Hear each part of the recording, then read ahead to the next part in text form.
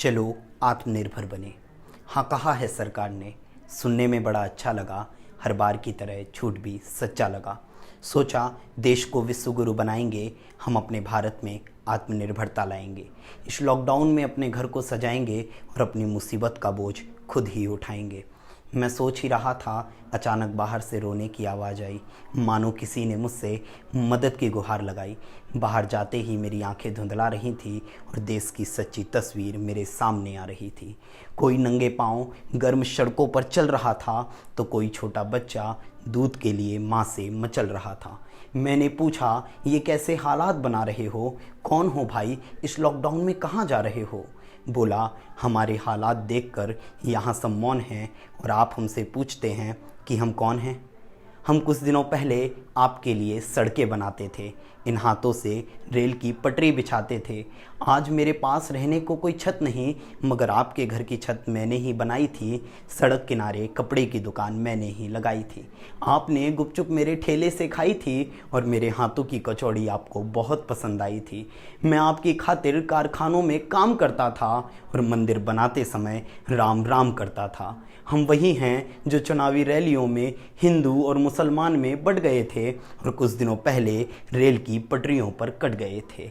हम कुछ दिनों पहले रेल की पटरियों पर कट गए थे, जिसे देखकर नेता कहते हैं हम क्या करें, हम मजबूर हैं। इस देश की वही सरकार बनाने वाले हम मजदूर हैं।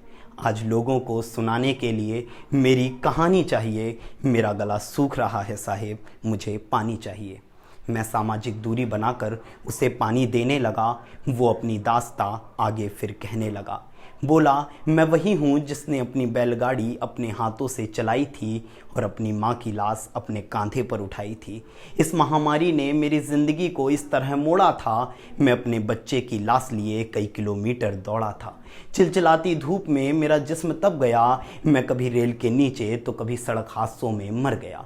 मैं कभी रेल के नीचे तो कभी सड़क हादसों में मर गया। साहिब, मैं सड़क पुल इमारत बनाता था और अपनी झोपड़ी में मिट्टी का दीपक जलाता था।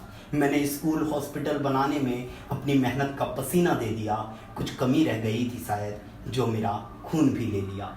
मगर मैं बहुत खुददार हूँ साहिब, मैं बहुत खुददार हूँ साहिब। मेरा परिवार चौराहे पर मरा पड़ा है और मेरा खून मेरी बनाई सड़क और पटरियों पर डला है। जो बहुत बोलते थे आज वो क्यों मौन हैं? मैं यूं ही नहीं मरा साहिब, बताओ मेरे कातिल कौन हैं? जब ये नेता टीवी के पैनलों पर बैठ लड़ रहे थे, उस समय हम देश की सड़कों पर मर रहे थे।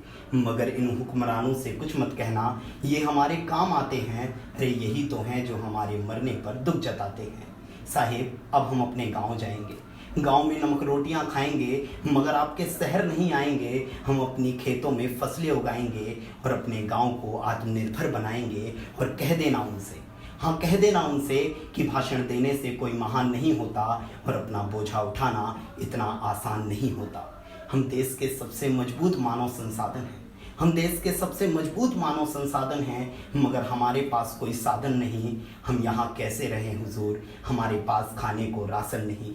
ये नज़ारा देखकर मेरी आंखें दंग थीं कि हुक्मरानों की दिखाई तस्वीरें कितनी बेरंग थीं। और तुम्हें क्या लगा, तुम्हें क्या लगा ये श्रमिक अपना दर्द बता रहे हैं? नहीं जनाब, ये हमें आत्मनिर्भरता सिखा रहे हैं। हम आत्मनिर्भर भारत की ओर अपना पहला कदम इस तरह बढ़ा रहे हैं कि हमारे देश के मजदूर आज पैदल ही घर जा रहे हैं। 70 सालों से हम गरीबी तो नहीं मिटा पाए, अब हम गरीब को मिटाएंगे। हो सकता है इस तरह देश में अच्छे दिन आएंगे। गरीबी हटाओ के नारे से हम अच्छे दिन के नारे तक आ गए। गरीबी तो नहीं गई, हाँ मगर कुछ नेता शोहरत जरूर पा गए। अरे जनाब, हो सके तो इनके लिए कोई योजना बनाइए, मिशन वंदे भारत के अंदर इन्हें भी लाइए। देखिए हमारे देश का ढांचा कितना मजबूत है। आज यहाँ मजबूरी का नाम प्रवासी मजदूर है। आज यहाँ मजबूरी का नाम प्रवासी मजदूर है।